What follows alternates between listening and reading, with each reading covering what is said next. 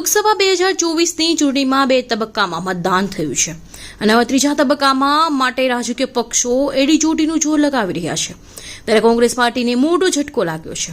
દિલ્હી કોંગ્રેસના અધ્યક્ષે પોતાના પદ પરથી રાજીનામું આપ્યું છે।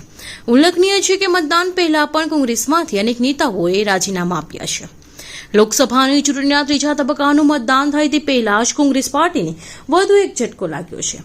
દિલ્હી કોંગ્રેસના અધ્યક્ષ અરવિંદસિંહ લવલીએ પદ પરથી રાજીનામું આપ્યું છે।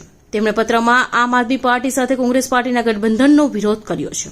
મીડિયા અહેવાલ અનુસાર અરવિંદસિંહ લવલીનો દિલ્હી કોંગ્રેસ પ્રભારી મહાસચિવ દીપક બાબરિયા વચ્ચે પણ વિવાદ થયો હતો।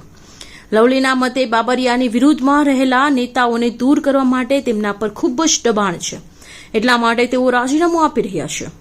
અરવિંદસિંહ લવલીએ તેમના પત્રમાં લખ્યું છે કે હું આ પત્ર ખૂબ જ ભારે હૃદયથી લખી રહ્યો છું। હું પાર્ટીમાં સંપૂર્ણપણે અસહાય અનુભવું છું, તેથી હવે દિલ્હીના અધ્યક્ષ પદ પરથી રહી શકશે નહીં।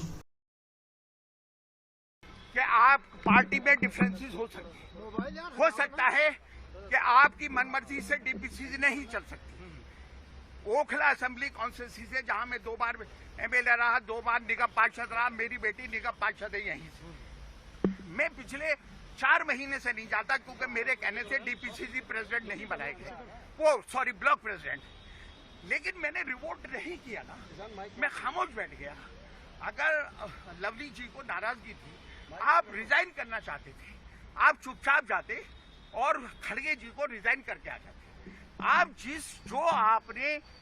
जो उसमें आपने रीजंस रखे, जो आपने उसमें बातें रखी और तब रिजाइन किया है, और वो लेटर मीडिया को आपने, अगर आपकी नीयत में खोट नहीं होता तो आप खामोश जाके रिजिग्नेशन करके आ जाते और पार्टी आपकी को मनाती, आपसे कहती कि नहीं इन बातों को हम खड़गे जी को उनको मना करेंगे, बाबरिया जी को आपकी चलेगी, उनके नहीं चलेगी। ये इंटरनल मैटर था।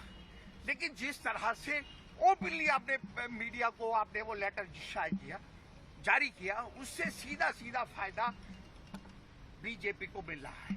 और मैं दावे के साथ कह रहा हूं कि हर्ष मल्होत्रा जी की जगह 1-2 दिन में लवली जी कैंडिडेट डिक्लेयर कर दिए जाएंगे बीजेपी की तरफ से।